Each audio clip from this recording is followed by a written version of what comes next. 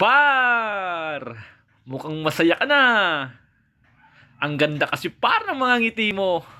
Naipagluto mo na ba ang mga anak mo par? Subukan mo naman par ang ganitong luto. Sigurado ako par magugustuhan ng mga anak mo to. Sinangkutsa ko pala muna par ng bahagya. Carrots, patatas at saka bell pepper par. Saka ako par naggisa ng sibuyas at saka bawang. Tapos sinunod ko par yung giniling. Niluto ko muna yan par, pinakuluan ko sa isang tasang tubig.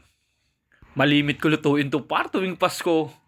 Tuwang-tuwa kasi mga bata par, ang dami daw kasi nila nakakain. Matamis-tamis kasi ang lasa nito par.